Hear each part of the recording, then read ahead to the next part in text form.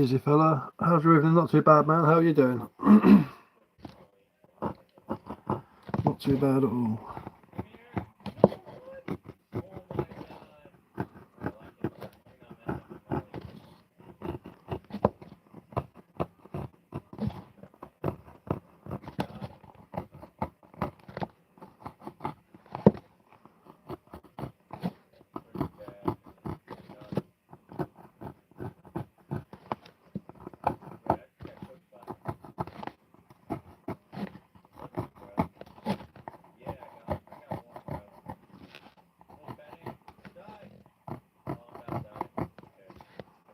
Oh, good. Just got a chicken cooking. I'm just killing some time before that. Yeah, fair play, man. Fair play. I do like a good roast chicken. I can eat a whole one to myself. Love it, man. There's never enough chicken when you cook a chicken.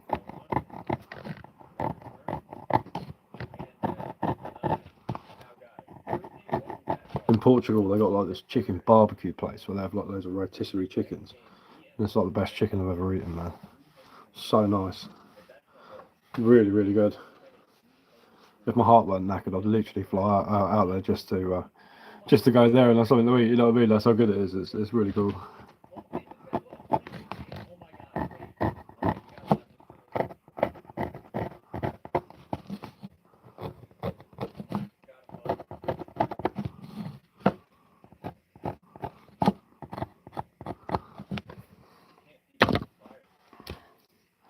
Right, I've marked that out. Where am I from? I'm from England.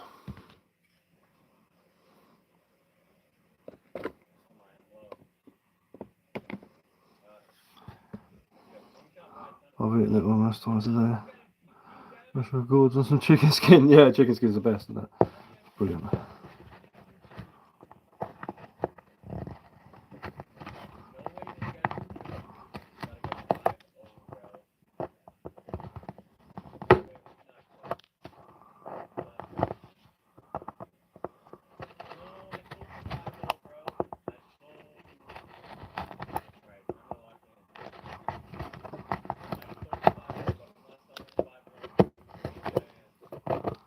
What are we working on? I'll just finishing off that spoon that I was working on. I don't know what you mean. Kushagra, whatever that means. Bro came out of some movie. Why don't people write any sentences anymore? Write what you mean. Don't just write random words, man. I mean, come on. You saying that I come out of a movie or you come out of a movie? There's no context to what you're saying. Bro come out of a movie. Come out of some movie. What does that even mean? It's got no context, mate. Write a sentence. Write a sentence. Use your big boy words. You can do it. I know you can. Bro come out. So do you actually talk to people? Do people actually talk like that? I mean, come on. Seriously. What you meant to, you know, if you're saying that I look like I come out of a movie, you should say you look like you come out of a movie, or I look like I come out of a movie. Not bro came out of some movie. I don't know. I don't get it. I don't understand. But the collapse of the English language is completely insane. There's no context at all. It's very, very, very strange way of talking. Use your big boy words. Come on. Let me know what you mean. I mean, I don't know about you, but I was taught English when I was younger.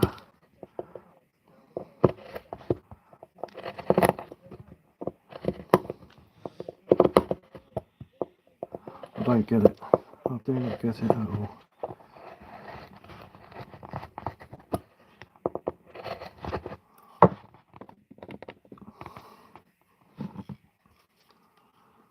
Don't understand the way people talk nowadays. It's completely just, I don't know, backwards, I think the word for it is.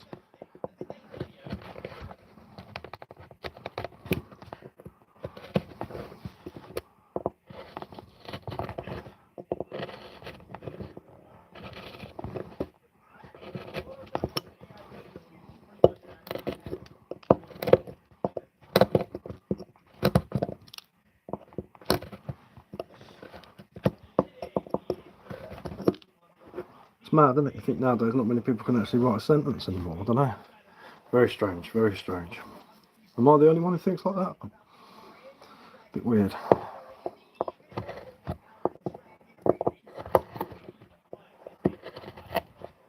Are you talking to me? Are you talking to other people in the chat? I don't know. That's the thing, isn't it? Imagine living in a world where you can't say what you mean. Or especially type it down.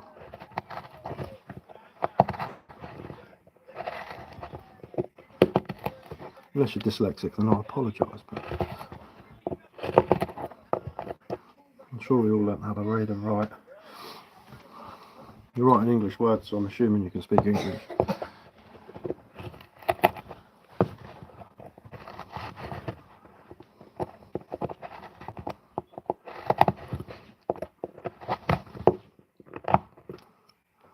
Still got some Christmas shopping to do tomorrow.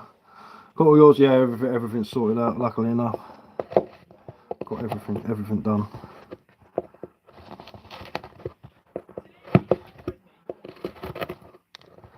Oh yes. Got my Portuguese chicken for Christmas Day. The house chicken.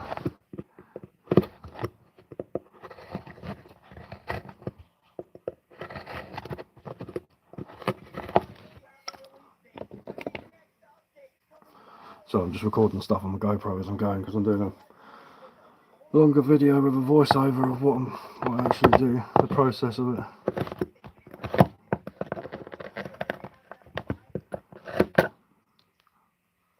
But yeah, everything's sorted for Christmas Day.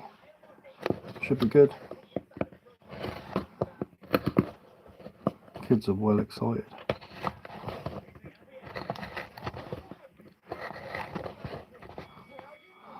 I wanted to fish, but every year. And the missus tells me no. Yeah, it's harsh, man. I'll tell you one thing I did see one year. I'll see if I can find the pictures. I'll post them up on my story. But one year we had we don't normally snow down here. And one year we had really heavy snow, so I was like, I've got to go out for a walk. And it's before my heart messed up when I was still like really fit. So I went for like a 10-mile walk in the snow along the beach. And it's awesome going down the beach when it's snowing. It looks really cool. But I got to the mouth of the river and there was these 6 blokes sitting there fishing. And I was like, you know, it's like 10 at night. I'm like, you alright, chaps? How's it going? And they're like, yeah, not too bad. I was like, you caught anything? They're like, no, not yet, but we're hopeful. And I was like, you guys are, you guys have got some, you definitely love your fishing because you're out here in the snow. I mean, it was coming in like a blizzard. And they said, yeah, we've got a competition on today. We won't cancel it. We'll fish whatever the weather. We were fishing on the beach, but we come into the mouth of the river because it was getting too much for us.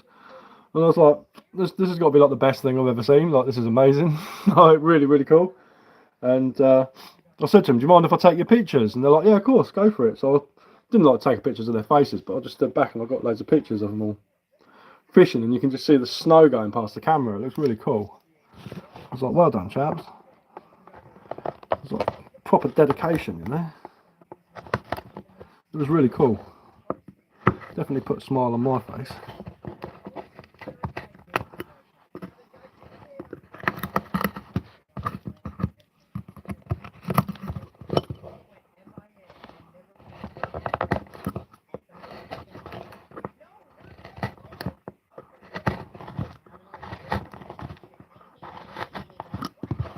I know quite a lot of the lakes around here are still open on Christmas Day.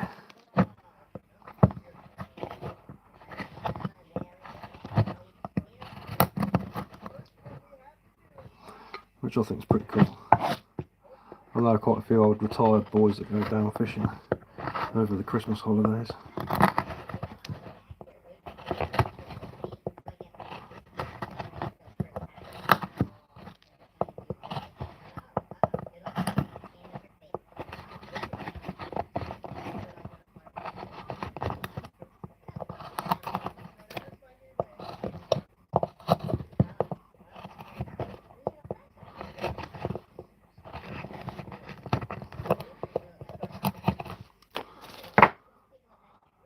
Still have a kipper.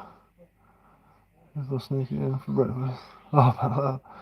My bub wanted to go fishing yesterday, but the rain decided for us. Yeah, fair enough, man.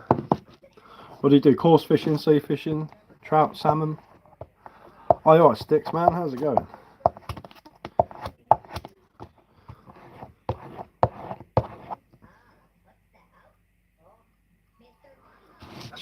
chop, chop, chop.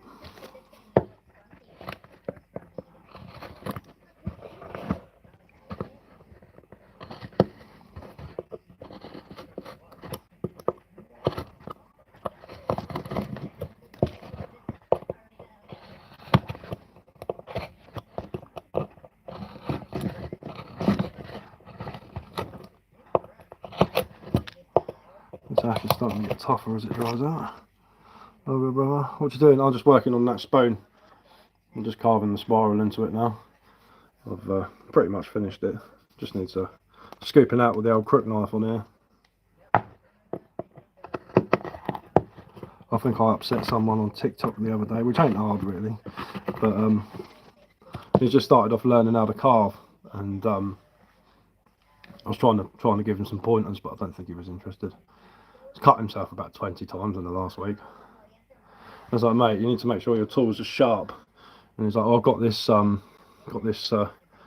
20 quid carving set off of Amazon. I was like, that's no good, man. You want to be peeling, you know what I mean? You want to be actually cutting through the wood, not just scraping at it. You want something decent, you know. You can pick up decent knives fairly cheap. I mean, this is just a bloody open L knife, you know, but they're good. They hold the edge. But I think he was getting annoyed with me, so I just left it. Canal fishing mostly. All rugby has to offer. Ah, fair play, man. There's a good canal near us actually, and it's probably changed now, but last time I went there, it was about 8 years ago. It was £3.50 to fish for the day. Caught a bloody eel, about as long as my arm, mate. It was huge. It's like, Christ, that thing's getting stuck straight back in the canal. There's quite a few pike in there actually. No telling something. Yeah, I know. Yeah, I was trying to help him out. I was like, you know, you're just gonna keep slipping, because he did a video saying, oh, this wood's really slippery. I was like, it's not the wood, mate, it's your knife. If your knife ain't biting into it and cutting, you're constantly going to be going like that and sticking it there. And he had a I can't remember what, is it a jigsaw, you know, the electric ones with the blade goes up and down like that, and he's got this little bit of wood like that, and he's trying to saw around it on the table. I'm like, yeah, you're gonna have a finger off, mate. Like, it's just no, you know, get yourself a clamp and clamp it to your bench and do it. Don't just hold it. Says me sitting there holding a knife, but holding my spoon as I'm carving it. But my knife's going away from me, so it's going to go that way if I slip, and it won't take the end of my finger off. Hopefully. I learnt all those lessons a long time ago. I mean, you're always going to hurt yourself and cut yourself. It's just one of those things. Have I cut that too deep? Nah, it's just still strong.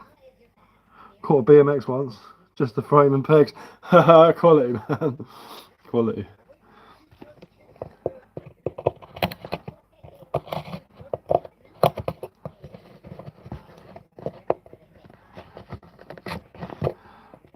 I only went fishing a couple of times in the summer this year, but I'm going to go next year. There's a big river near us and all the bass come in a good few miles. It's because it's still brackish, so you can still fish the brackish water without a licence. We just sitting there with a spinner, and this bloody great big bass swam past me and my mate. I was like, look at that. Look at the size of that thing. I'd love to reel that in, but we're going to go back down next year. I'll take my little map casting rod with me and my spinning reel. Let's do a bit of spin and see if I can tempt a bass. Haven't caught a fish since a teenager. I'm pretty prolific. I mean, there's this lake I used to fish. I did a 24-hour session and I had 38 carp out. It was just completely mental. I've actually got the footage on my GoPro. I should really upload it. It's a time lapse of me just running back and forwards. I hired a log cabin, and it was when I had money. I hired a log cabin by the lake, and me and my mate, we were sitting there fishing away, and I cracked this lake years ago. This lake, I fished it 4 times and didn't catch one fish. And I've got this bucket, right, and what I do is I put green lip mussel, halibut pellets, all pellets, green lip mussel, halibut, trout pellets, the marine halibut, already said that, but all different sizes and all that. So it's a big bucket full of little small to sort of medium-sized pellets, and then I get a whole bottle of cooking oil and I pour that in it, and I mix it up, and then I pour half a thing of salt in it, and then I'll crack about 6 cans of tuna in brine or oil. It depends, which one I can get hold of.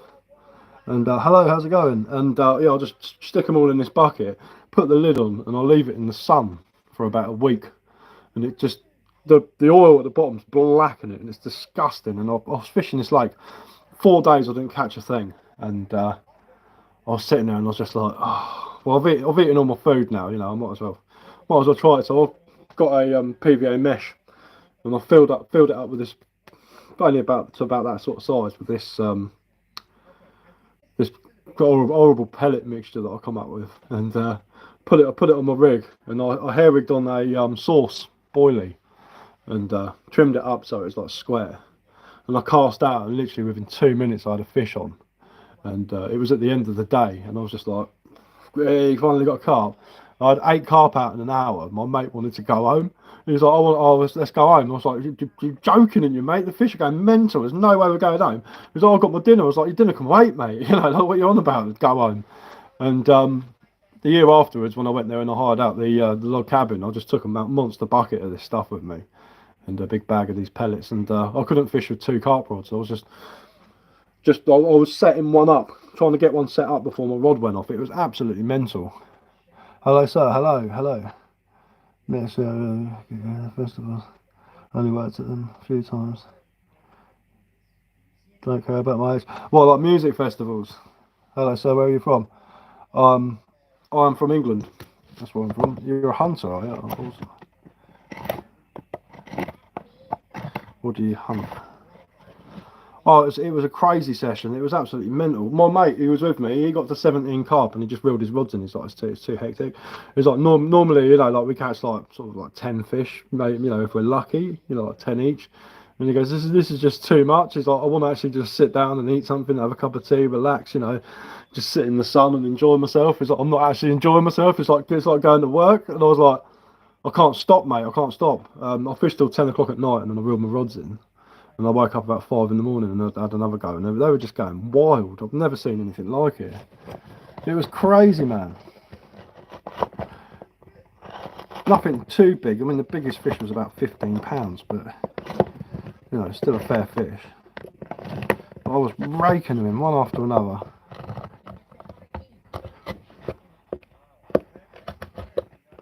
Yeah, it's complete lunacy, as they say.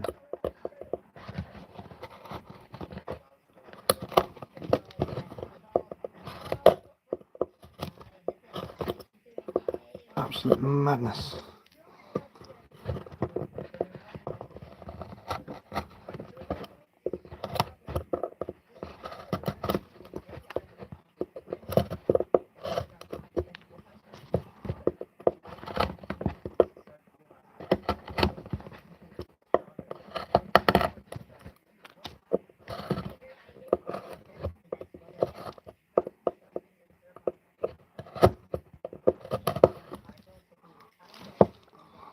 That's the white fishing in London, sorry.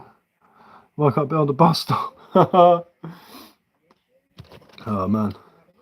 Surrey's got some good fishing.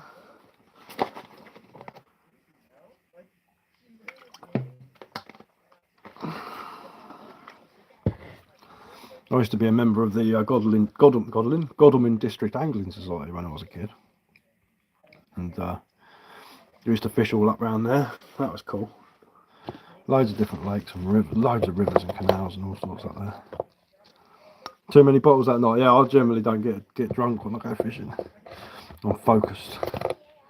But I do remember when I was about 21, we went to a place called Furness where they got the big catfish, and me and my mate, like one of my mates went to sleep, and me and my other mate, we sat in my bivvy with a litre of vodka, a litre and a half of vodka, the big bottles, and he was like, oh, I'll just pour some into my bottle of Coke and just drink that. And I was like, okay, awesome. So I poured him, about a quarter of a bottle into his bottle of Coke, and he got to about 4 or 5 o'clock in the morning, and we're sitting there chatting away, you know, and just enjoying ourselves. And I looked at the bottle of vodka and I was like, Christ, we've nearly finished this bottle of vodka to my mate Paul. And he's like, I've only had that one that I filled up. I've been drinking that all night. And I was like, are you joking? So I've just done like nearly a whole bottle of vodka. I was absolutely smashed. And passed out, woke up about 7 o'clock. I needed the toilet. So I got out my bivvy and my rod went off. And I was like, wait. So I battled this carping. And this was like at the beginning of March. And I was reeling this fishing. And I went to pick up my net. And it wouldn't move. And I was like, what's going on? And it was so cold, it had frozen to the bank. And I was like, trying to get it off the bank without ripping the net up. Got the fish in like that, and I weighed it up and all that, and put it back. Ran to the toilet, and I come back, and I opened my mate's bivvy and poked my head through, and I went, "Oh, mate," I said, "I think we should go home." And he went, "Go home? You're joking? We paid till the afternoon. We're going to stay here all day, aren't we?" I went, "Go and poke your head outside." And he poked his head outside and saw all the frost. He's like, "Yeah, let's get out of here. Let's go. Let's do one." But I think that was the last time I got drunk when I was fishing. I've had a few beers and all that. I remember going camping, drinking 8 bottles of Aspel cider, and then still having a massive thirst. I ended up drinking about 10 bottles of my mate's Budweiser as well, and that was messy. I kept falling off my chair and everything. That was a mad camp. We were up in this woods shooting, and yeah, it was just hectic. Such a hectic weekend that was. The next day, the pictures of me standing there with my rifle, like, oh, I could barely even stand up. I was just thinking, I'm no condition to be going shooting, but it was cool, man. The good old days. Yeah, I kept falling off my bloody chair.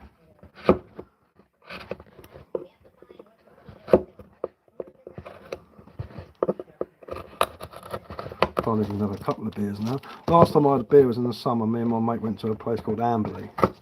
It's beautiful, and went to a pub called the Sportsman, and it's smack bang in the middle of the South Downs, and the view's amazing. And he's like, "Do you want a drink?" And I'm like, "Yeah, go on then. I'll have half a pint of Stoford Press." And he's like, "What?" And he's like, "Just half a pint of Stoford Press." And he was like, "Oh, go on then." And then we sat down, and he's like, do you want lunch? I'll pay for it." And I was like, "No, I'm alright." And on the way back, I had the taste for it, and I was like, "Alright, let's." He goes, "Do you want to stop in Arundel and just go to the pub? I'll get my missus to come and pick us up." And I was like, "Yeah, go on then."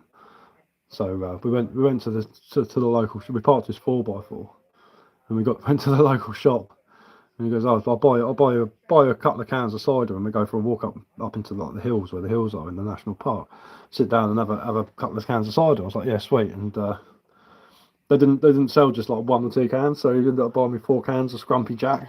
And I only drank like 1 or 2 of them. Though I couldn't drink them all. And then we went to a pub next to this big cathedral and had another pint in there. But I wouldn't say I was drunk. I just had a few pints that day. But yeah, it's crazy. Roll on summer. It was funny. We were driving along and some bloke was being chased by a load of cows, and he was a parasailer, and he'd landed in this field, and all these cows started running towards him, and he absolutely dropped a brick and started running. I was like, "Oh, you'll be all right, mate." So the reason they're running towards you is because when they see someone in the field, they think it's the farmer coming along with some feed for them or something like that, so they get excited. So just remain calm. Had a toast about the baby's head. My oldest daughter, the other year, she's looking forward to turning 18. Oh yeah, cool, man. My oldest one's 10.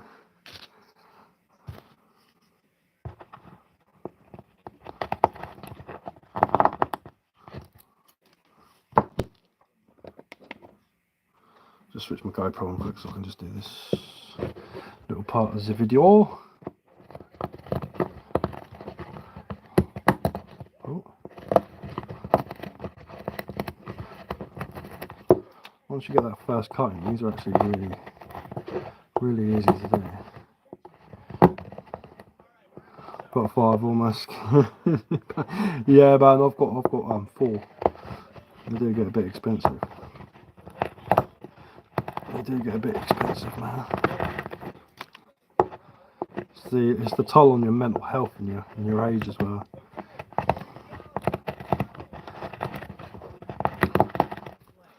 I used to have hair before I had kids. No, I'm really joking. I started going bald when I was about 17. And I've just been it was all gone by the time I was like 23. Been shaving my head ever since. But didn't have kids until I was in my 30s.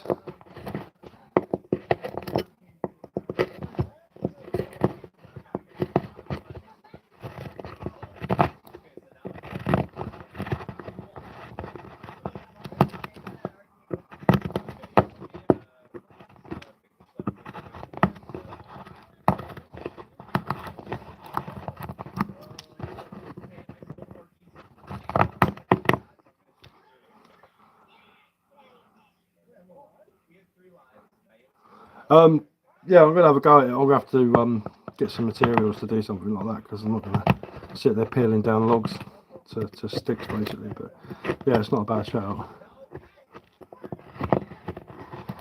But I reckon I can make a whole set,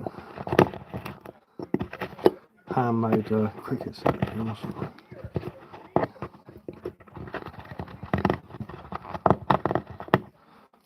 Need to get some willow as well. It's in the mix. It's in the brain.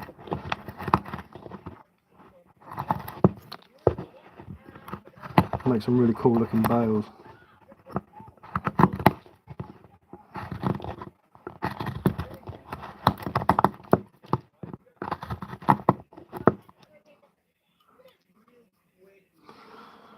Why does my moustache always decide to go up and start tickling my nose every time I'm doing something? It's because I'm heavy breathing out my nose and the moisture gets in it, and that's it. And it's quite cold today. Well, it's colder than it has been. It's like 7 degrees down there. I know people up north will say, oh, it's not cold. But it is when you're not used to it.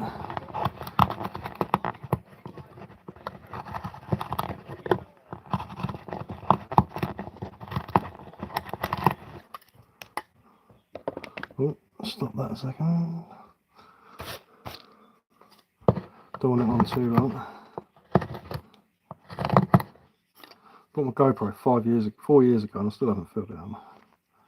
Still got loads of memory on it.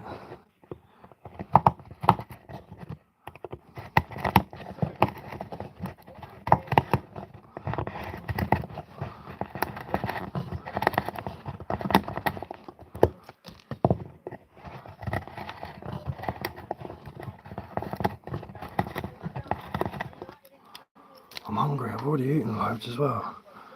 Getting a bit greedy in my old age. If I eat too much, it makes me feel well rough though. I suffer from indigestion. I can't do this. Never get past the left, so decent beginners and mad and itchy. Oh yeah. There's you get when it's like this long, you don't even notice it. You know what I mean? It's just there. It's part of your face, you know. It's just that one hair there, which is annoying. Just needs a good comb and a good shampoo. It'll be good. But I mean, it is pretty annoying in the summer when you're sitting there and you get a sweaty neck under there. It's well sweaty, but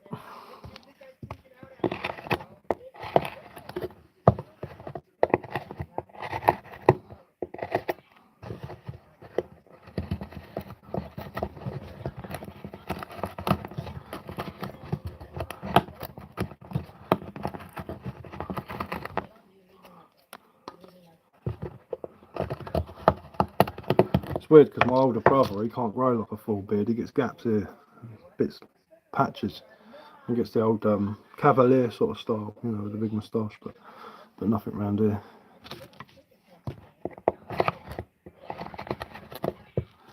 But shaving does my nutting, to be honest with you. I never used to wet shave anyway. I just used to go over my face with clippers, even when I did. Well, even when I didn't have a beard. I remember when my little girl was about 2-3 years old, I shaved it off, and She just looked genuinely shocked. Oh, bat boxes, yeah, quality, man. Yeah, nice. We used to build bat boxes into houses when I used to work. We used to have the old concrete ones that you build into the brickwork, and they go into the cavity. They're pretty cool. Yeah, that's not a bad shout, actually. We could stick some up in my mate's forest. There's plenty of pipistrelle bats around there. In fact, we get them in our back garden because we've got big trees over the back, so they you see them sweeping past the house in the summer, getting the old moths and stuff. Oh dear, I think I've naffed that up. I think I cut too deep. Shouldn't be bending like that. Oh, don't tell me I ruined the spoon. It'll be the first time in ages. I think I cut a little bit too deep.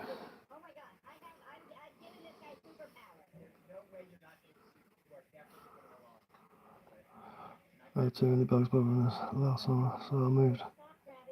A few bats in. Oh, cool. Yeah, they love it, don't they, bats? They're really proficient hunters.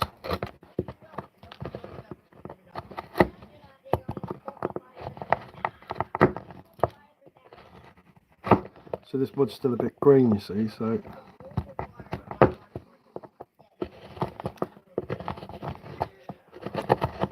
it's making it a bit difficult.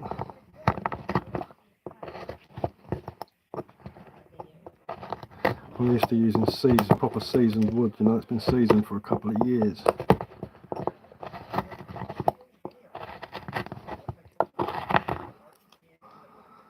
Alright, Owen, how's it going?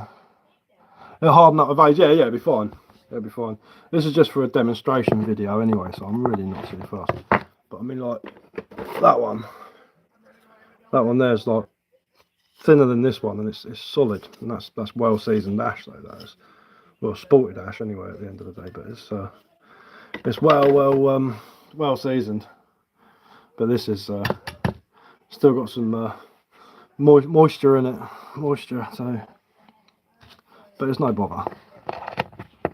It is no bother, man. So it's just for a demonstration. Last thing I decided is to cut before I season it, snapped in half.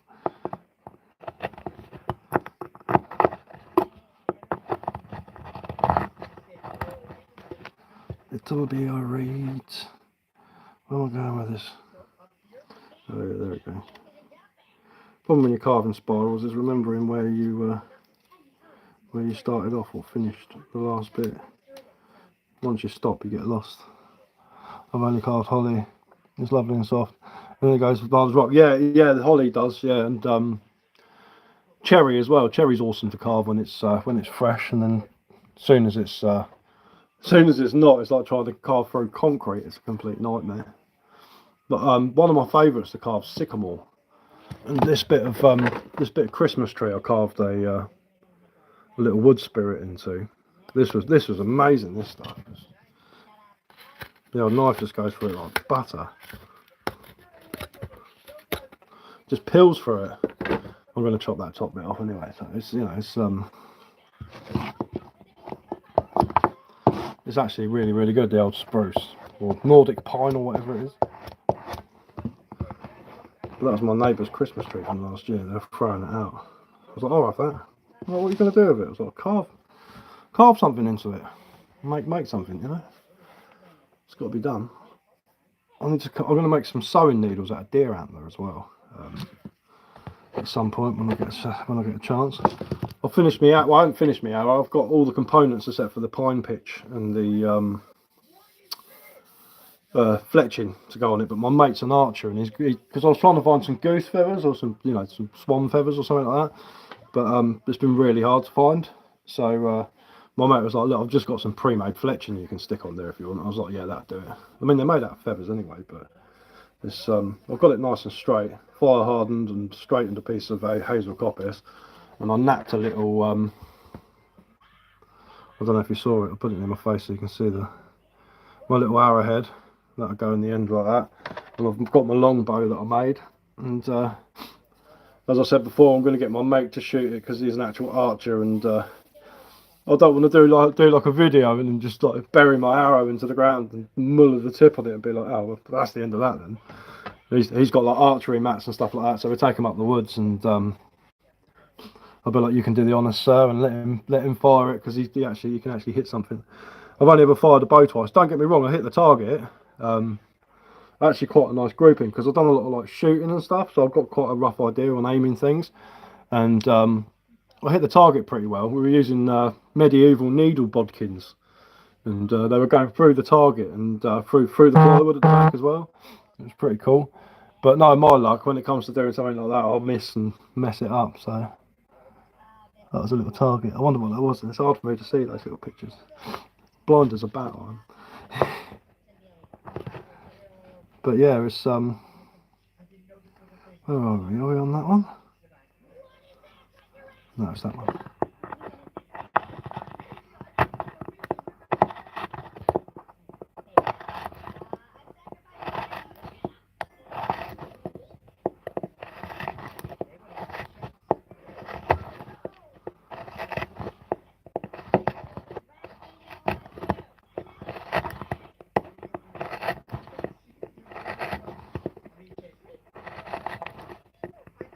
Yeah, it was quite funny. My mate was taking the mick out of me because I was wearing that like fur hat that I got, like that lumberjack's hat, and I had this Mongolian war bow, and he's like, you look like Genghis Khan with that on.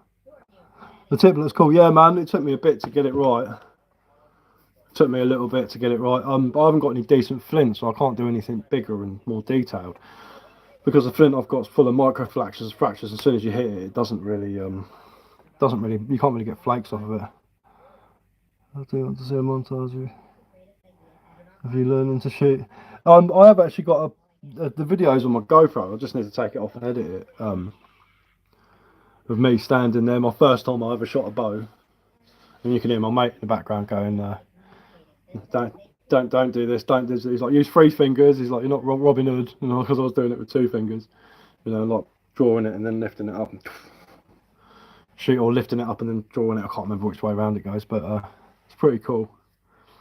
And then I've got a video of me using my mate's pump action shotgun, his pump action crossbow, which was quite fun.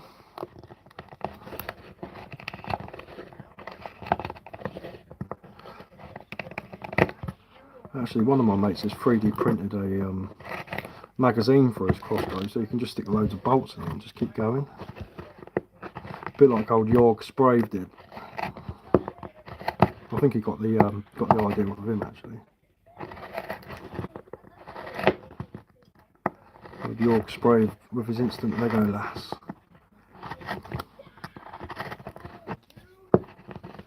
That geezer's made some weapons in his time, I tell you. Responsible for weaponising pencils and stuff, isn't he?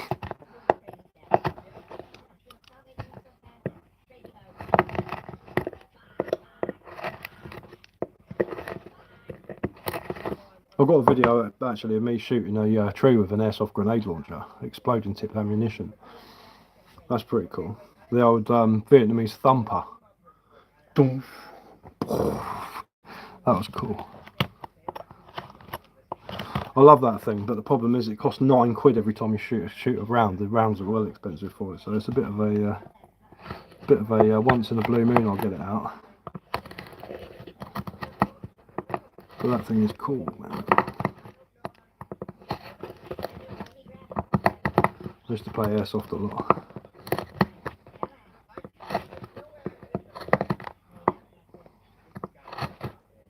Doof, yeah, it was like a proper boof. It's wicked.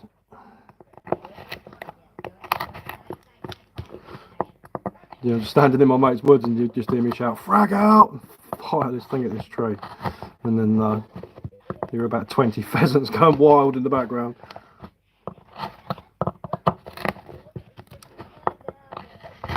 Got rid of a lot of my airsoft stuff. There was no point in having it because I don't really play it. But I did keep a few things. I've still got 4 1911s, 4 Glocks, a revolver, 2 bolt action rifles, 3 assault rifles, 4 shotguns. I'm trying to think what else. I've got a master key shotgun that goes underneath a rifle as well. That's pretty cool. Is it master key or whatever it's called? I can't remember what they call it. You know, the room breaching shotgun that they're having games on the bottoms of their guns, but in reality they're really unpractical.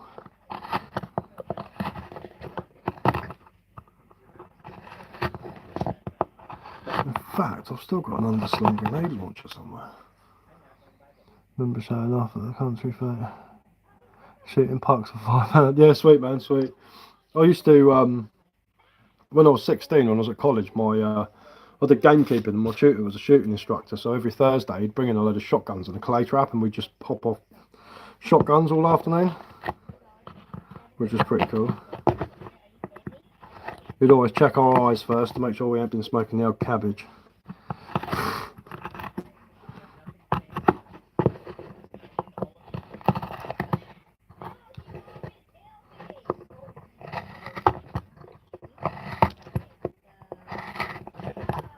But that was fun. He had a semi-automatic because he had the rifle licence and he was a shooting instructor. He had an old semi-automatic. That was cool. My favourite was the pump action, but semi was pretty wicked, man. Oh, just so they're trying to phase out lead shot. Yeah, man, do a lot of like tungsten shot and stuff like that, especially if you're shooting ducks around rivers and lakes and things. Lead shot's cheaper though. But...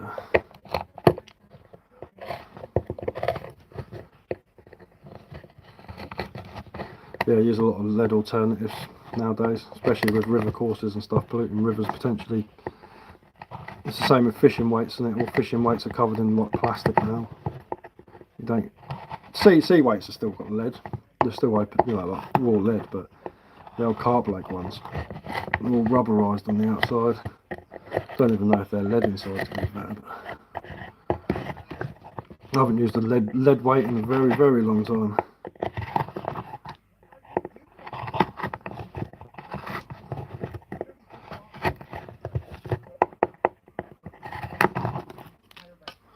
There we go, it's getting there.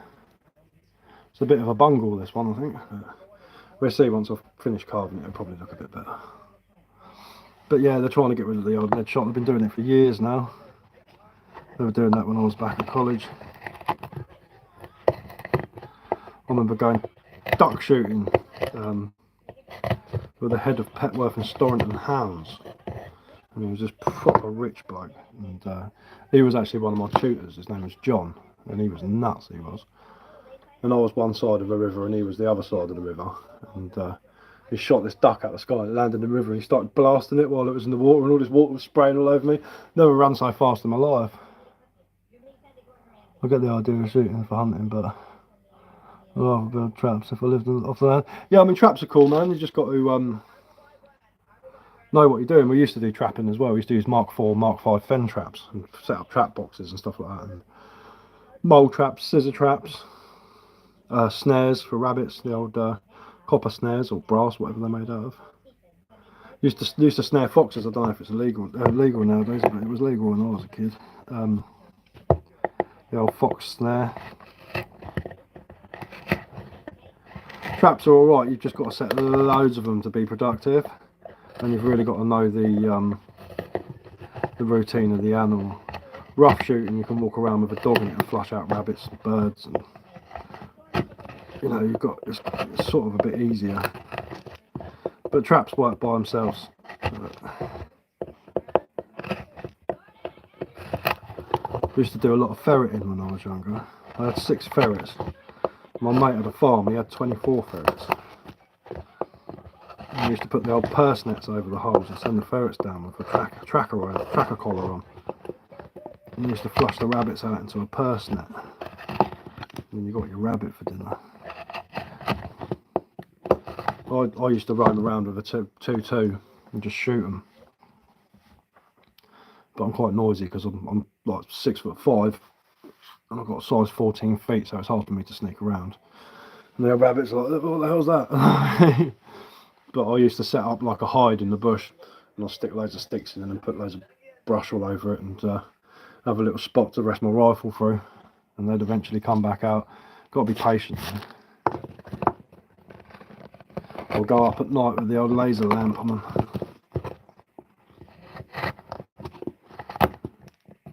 Those were the good old days. Free dinner. I think it changed in the 90s. Farmers, private landowners for fox. But I might be wrong. Pheasants, ducks, rabbits is what I stick to. Yeah, man. I say I'm not 100% sure. I'm a bit not very up on the old hunting laws nowadays. I used to shoot and eat a lot of squirrel. Squirrel's really good. Pheasant's alright. I guess I'll get a bit bored of pheasant after a while. I don't think I could live off of it. I'd have to maybe get some venison or something like that as well, just to supplement my diet.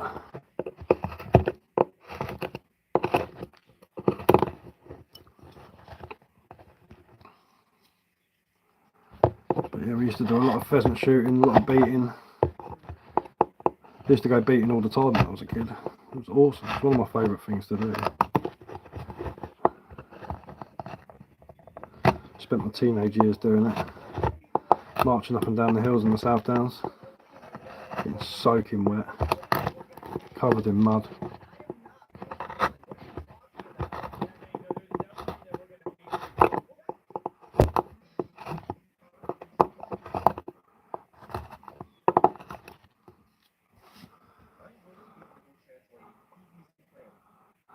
Squirrel's well nice, man. It's like rabbit. Very delicate meat.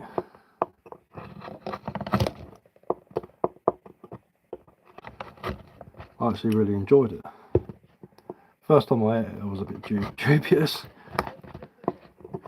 I remember sitting on my in my mate's yard with a semi-automatic 2.2, shooting squirrels.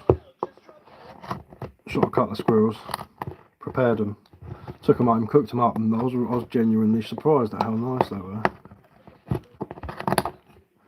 You know, they're acorn fed. They live a wild existence. They're pretty nice, to be fair. You think about it, they're actually quite a nice wild meat.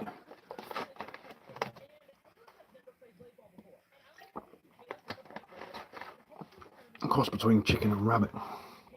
Take it easy, guys. I'm still dying with a cold and heading to bed early. Happy Christmas, brothers. Don't see you before then. Yeah, happy Christmas, mate. Enjoy yourself. When you finish making your little house, do a little video of it.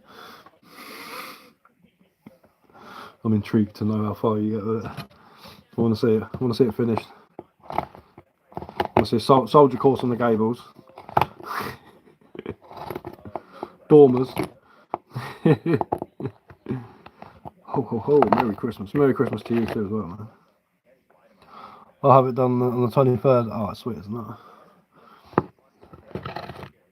I'll probably talk to you on Mix Live if you're going in there.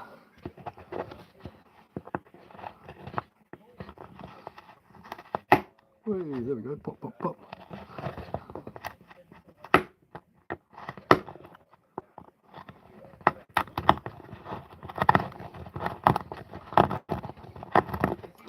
Let's get the angle right on this.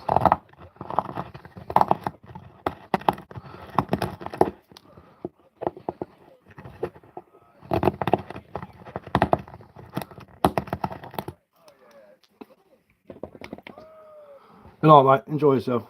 What time is it? I suppose it's actually quite late. Oh, bloody hell. Yeah, I need to just do a little bit of this video. I'm going to do a voiceover on it anyway. This spoon's well bendy.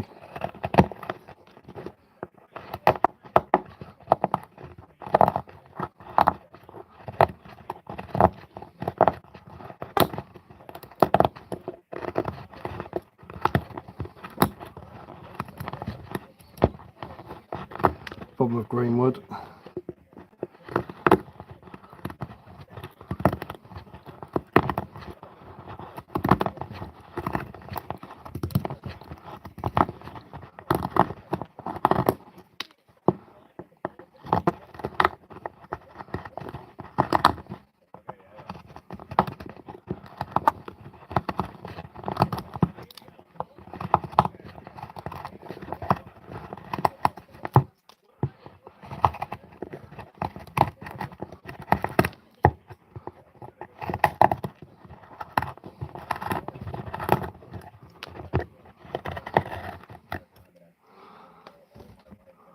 bounce as well. Mrs. doesn't want to share.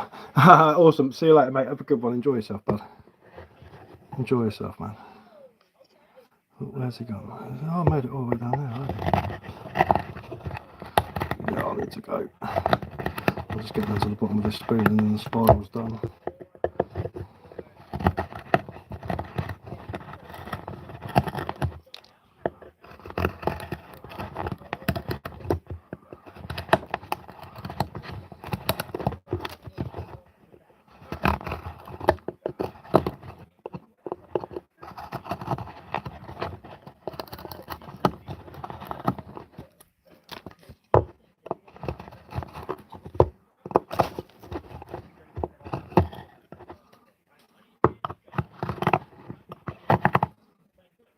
That's not too bendy, actually.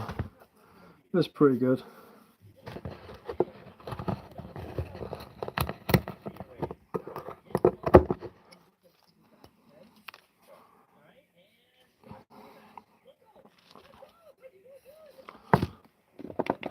Right, that'll do. And then one more bit of the video where I'll just sand the life out of it and should be ready to go. There we go. There's the old spiral before it gets sanded. It's a bit bendy. But I say it's still green, so that's what you got to expect. Well, I'm going to jump off as well because I've got to take my daughter to bed and stuff like that. So I'll see you guys later.